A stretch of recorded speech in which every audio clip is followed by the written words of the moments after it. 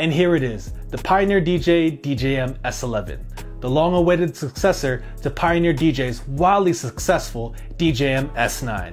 And boy is this thing a beast. So let's dive into it.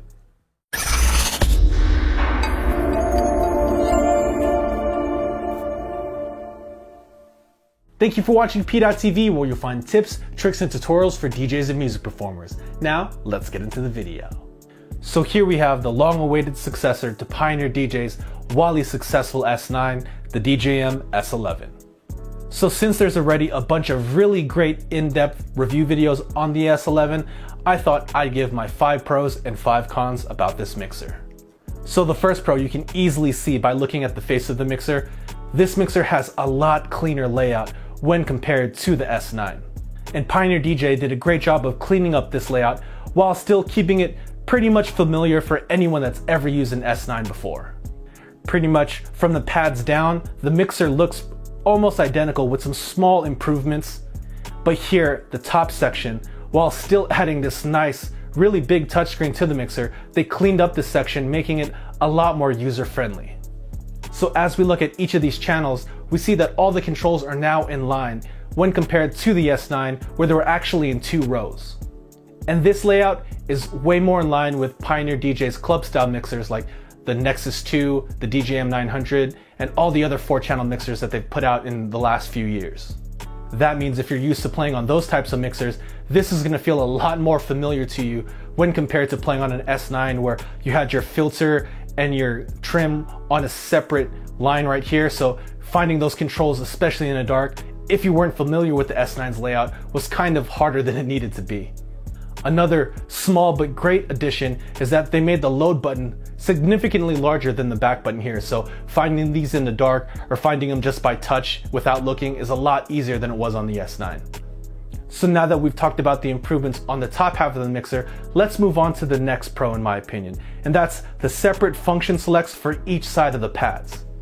Now in the S9, we saw the function select of the pads in one section here in the middle that controlled both sides. But here with the S11, we see that each side of the pads actually has controls, much like all of Pioneer DJ's Serato DJ controllers, as well as both Rane 70 and Rane 72. This has become the new standard for having a pad layout on a mixer. And when I first got my 72, I didn't think that these separate function selects for each side were gonna make that big of a difference, but they really do. Being able to have hot cue on this side, while getting your loop rolls on this side, or in my case, your beat jumps, or just having the sampler affect one side of the mixer right here so you can launch all your drops while still being able to queue up the next record, really makes a difference, and it's a lot less fumbling and having to switch modes really fast. Now my third pro is going to be this brand new touchscreen that they added to the S11. And as far as touchscreens go on 2-channel battle mixers, the S11 really only has one other mixer competing with it, and that's the Rane 72. And I will say that the refresh rate, meaning how smooth the screen looks, is a lot nicer on the S11 when compared to the 72. So if I go ahead and play a track, this waveform is way smoother and refreshes a lot faster and makes it a lot easier to beat match using the screen instead of having to look at your computer when compared to the 72, which can look a little bit jittery. The next pro of this mixer is actually the addition of a USB hub right here on the back of the mixer. That makes it great for plugging in things like Rane 12s if you want to use those, or if you want to rock a whole Pioneer setup and want to use this mixer with 2 CDJs, you can plug the CDJs into here and run HID mode with just one USB cable, which is a nice plus, especially on a MacBook where you're limited to the amount of USB ports that you have on it. And finally, the last pro of this mixer to me is the fact that it runs more than one software natively. While the S11's competitor, the Rane 72, runs Serato DJ Pro just as well as this does, this mixer actually also supports Pioneer DJ's software, Rekordbox DJ. So having that sort of flexibility natively where all of the functions pretty much work right out of the box without any other mapping or anything else like that is really nice to have, especially if you're a DJ that uses both softwares. Having the ability to run not only Serato DJ Pro but also Rekordbox DJ really comes in clutch. So now let's move on to the cons. And the biggest one has to be the price of this mixer. Coming in at almost $2,000 US, this is the most expensive 2-channel battle mixer on the market today. And while yes, it is a top of the line mixer that has a bunch of features, I think that price difference really has to do with this name. You're really paying a premium for this being a Pioneer DJ product, especially when compared to other 2-channel battle mixers on the market like this one. This is just so much more expensive than what you can get not only buying a Rane product, but also the other Pioneer DJ 2-channel battle mixers that are currently available, like the S9 and the S7. Now, the second con, in my opinion, is actually one of the S11's standout features, and that's the deck move feature. Now, while it's really easy to access, you just click right here on the screen and select the deck that you'd want and just change the mode.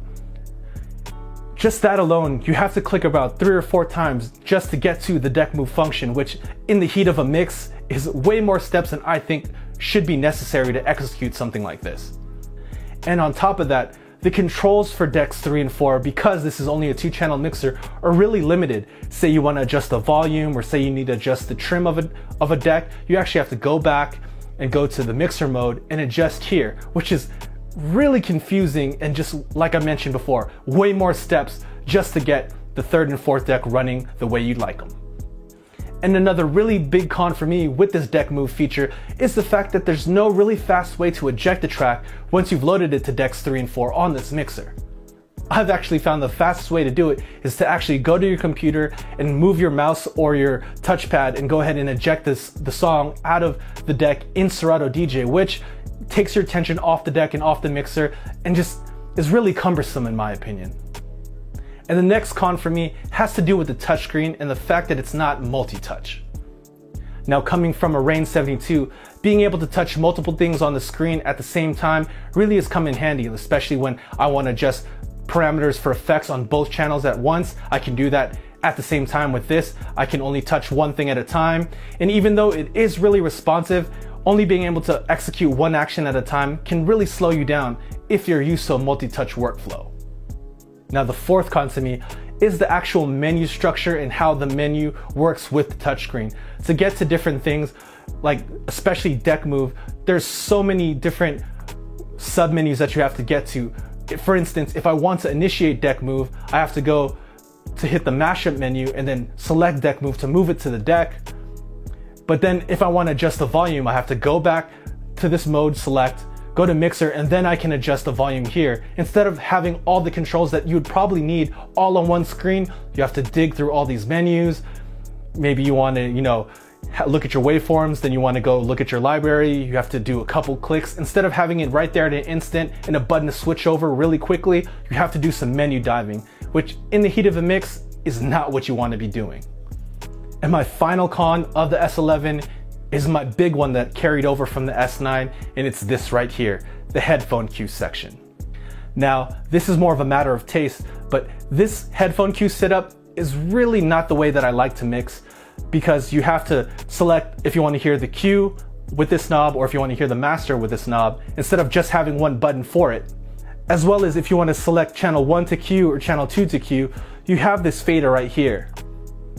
And while we've seen older mixers use this fader like this to switch between cueing channel 1 and channel 2 work, that's because switching between cue and master was on just a button, which made it a lot faster than having to turn a knob back and forth. Now, I was really hoping Pioneer DJ took a page out of the book of their 4-channel club style mixers, where each channel had a button to select the cue instead of having this fader. And that's because if you wanted to hear the cue, you would just select the channel you wanted to hear the cue for. If you turned it off, if this mix knob was still towards master, you would hear the master without having to hear the cue, which really made it just like having that master cue button that I was just talking about. And like I mentioned, that's just preference, and that's just the way that I use headphone cue when I DJ. I find myself taking more time and not being able to dial it in exactly how I like it when I'm in the mix using a system like this. And another drawback of the headphone cue system on this mixer, again, like the S9, this is missing split cue. Now, I know that there are a lot of DJs out there that don't use split cue that often, but it's a really useful feature when you need it. And there's so much space on this mixer, not only on the face, but even on the front of this mixer. They really could have added it in without taking up too much room. Especially when looking at the sampler volume side, where they added a small button for smooth echo. They could have easily added a button right here for split cue, but they didn't. So those are my thoughts on the Pioneer DJ DJM S11.